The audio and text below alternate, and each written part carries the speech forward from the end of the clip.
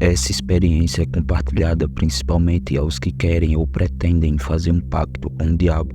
Para quem imagina que o diabo é uma criatura assustadora, com aparência apavorante, está muito enganado. Nos 3 encontros que a pessoa que nos conta essa história teve com o diabo, pode observar que estava lidando com pessoas extremamente ocultas, educadas e elegantes e bonitas. Esse rapaz nasceu em uma família humilde e seu sonho é ter muito dinheiro e ser muito famoso, conhecido por todos onde quer que fosse. Ele diz que com 18 anos, se você não é um cara bonitão, não pega muita mulher. E se for pobre, então piorou. Então foi em meio dessa ambição de ser rico e importante que aos 19 anos ele decidiu fazer um pacto com o diabo. Para quem acha que ele teve muito trabalho, saiba que não. Ele foi a uma encruzilhada no meio de alguns canaviais e executou a invocação de Lúcifer. Chamou por 3 vezes, esperou e nada. Não contente, ele chamou novamente e nada acontecia. Então ele desistiu e foi embora. Passados uns 3 dias desse ocorrido, ele foi a um barzinho muito conhecido na cidade dele. Foi com alguns amigos apenas para colocar o papo em dia e tomar um drink. Quando de repente, para em frente à mesa que estava com seus amigos, que era virada para a rua, um carro de luxo realmente muito bonito, um carro que seria o sonho de qualquer um, e desce um homem aparentando ter por volta de uns 30 anos de idade, muito bonito e muito elegante, vestia uma roupa semelhante a filmes de espião. O homem tinha cabelos castanhos, olhos azuis e era extremamente educado. Esse homem sentou ao lado dele e de seus amigos no mesmo barzinho e ficou bebendo uísque a noite toda, até eles irem embora. Ele trabalhava de ajudante geral em uma fábrica de baterias e no outro dia, logo de manhã, quando ele chegou ao trabalho, o mesmo homem da noite passada, do barzinho, adentrou o setor onde ele estava trabalhando. Ele disse que o olhar daquele homem era tão intenso que ele se sentiu por alguns momentos hipnotizado. Então aquele homem bonito chegou bem perto dele e disse: "Olá, Marcos, estamos aqui ouvindo o teu clamor." Ele ficou sem entender nada. Clamor? Que clamor? Nós? Nós quem? As perguntas rapidamente surgiram em sua mente.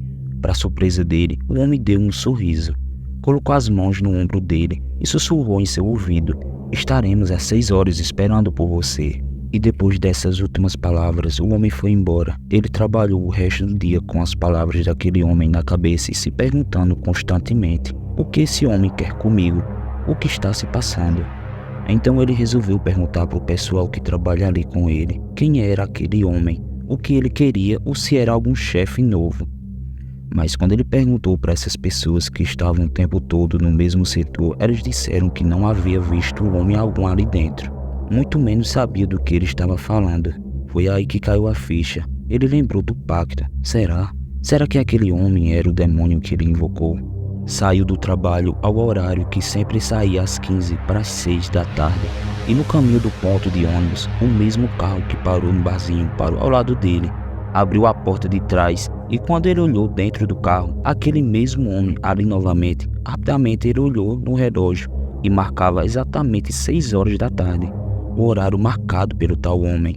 O moço que conta essa história diz que é impossível explicar o sentimento, porque nem ele acreditava que aquele sujeito podia ser um demônio. Era mistura de medo, dúvida, como que seduzido pelo convite, entrou no carro. Já dentro do carro, o silêncio tomou conta do ambiente, até que ele resolveu perguntar quem era aquele homem e o que ele queria. E a resposta foi sinistra: "Somos muitos. O que queremos que você se junte a nós?" Confuso, o jovem perguntou: "Muitos? Como assim? E como eu poderia me juntar a vocês?" O homem misterioso respondeu: "Este corpo é apenas um intermediário entre nós e você, pois somos uma legião. Eu e meus irmãos queremos que você se junte a nós na servidão do nosso querido mestre, Lúcifer, e em troca receberá todas as riquezas e gozará de todos os prazeres da terra. Enquanto estiver encarnado." Ele ficou completamente anestesiado, porque ele queria sim fazer um pacto em troca de dinheiro, mulheres, entre outras coisas, mas quando ele viu que isso era realmente possível e que ele poderia estar negociando com uma legião de demônios e mais, que na troca estava envolvida sua alma, ele confessa que ficou com muito medo, e esse medo o fez perguntar para o homem: "E Deus? Porque se você existe, obviamente Deus também existe. Como eu vou ficar perante ele se der minha alma a você? Quando eu morrer, vou realmente para o inferno?" E o homem respondeu com uma enorme gargalhada: como se estivesse dando graça da ignorância do garoto. Parecia que havia contado uma piada. Marcos, a que Deus você se refere? Ao rival do nosso amado mestre Lúcifer. Fique calmo e relaxe que tudo não passa de um grande jogo de xadrez. Lúcifer, o grande arquiteto, somente deseja o bem, a felicidade, o gozo pelo que é bom para os humanos. Seu rival, o outro Deus, é que é mau. Utiliza de tragédias e misérias para conseguir seguidores. Foi capaz de mutilar seu próprio filho para angariar fiéis. E quanto ao fogo eterno e o inferno, não passa de mais uma tática que ele usa para amedrontar seus rivais e inimigos. Então, sem palavras, ele olhou novamente para o homem e disse: o que é que eu faça? O homem somente olhou para o rapaz e entregou uma pasta preta e disse que era para ir aproveitar aquela semana, mas só poderia abrir a pasta quando chegasse em casa. Chegando em casa, já não aguentando mais de tanta curiosidade, já fui na pasta e, para sua surpresa, estava completamente lotado de dinheiro. E junto com a pasta veio um envelope grande e dentro dele um papel grosso, texturizado, com um cheiro ruim de carne estragada. Não muito forte, bem sutil, só seria sentido chegando bem perto ao papel. O valor que continha naquela pasta era aproximado a R$500.000. Aquela noite ele era patrão, estava cheio de grana e se sentia o máximo. Saiu com amigos e mais tarde fechou uma boate.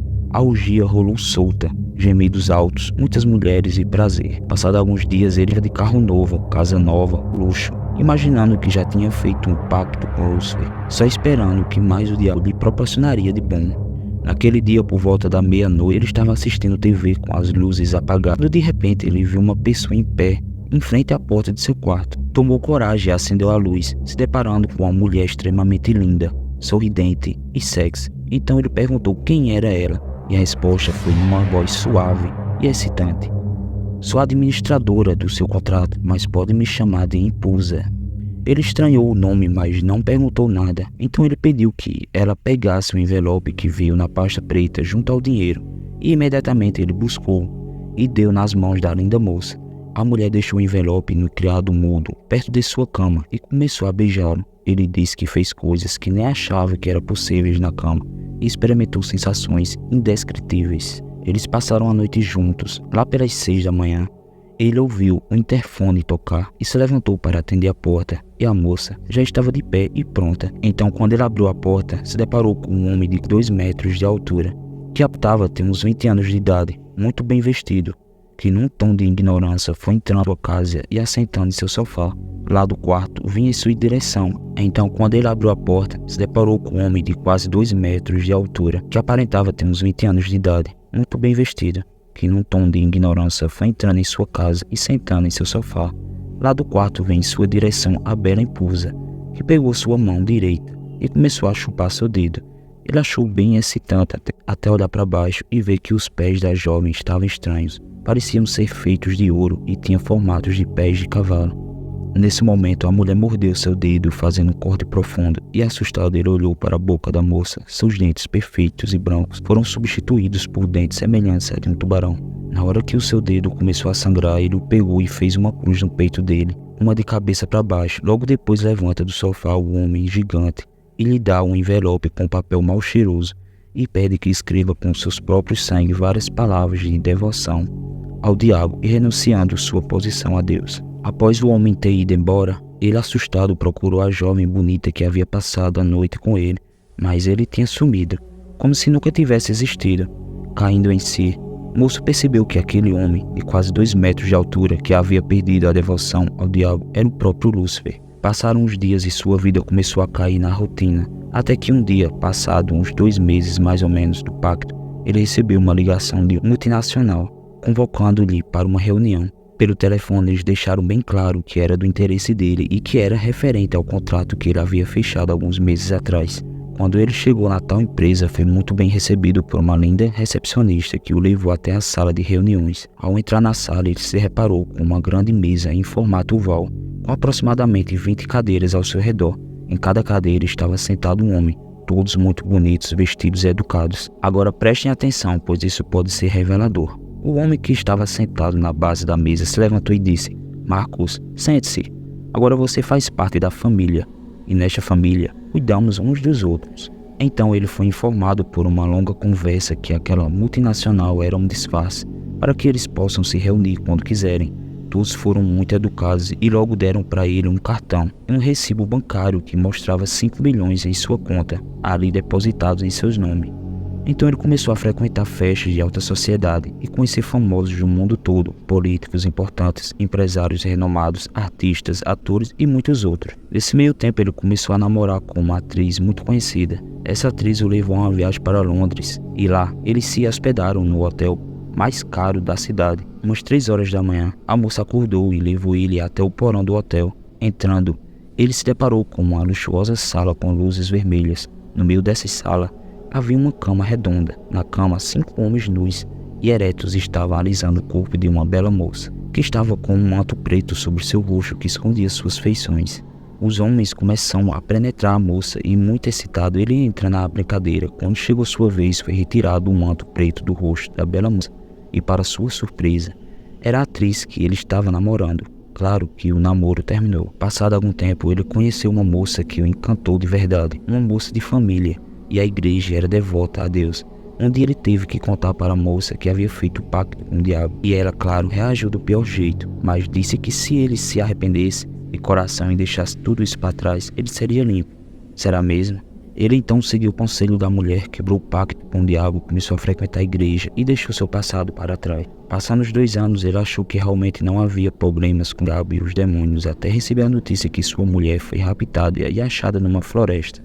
Esquartejada e seixos foram usados para um ritual satânico, um do qual ele já havia participado.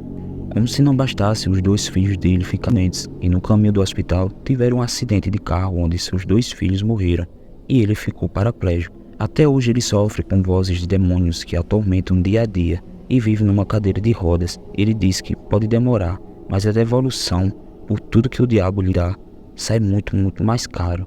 Por causa deste erro, ele perdeu as pessoas que mais amava no mundo.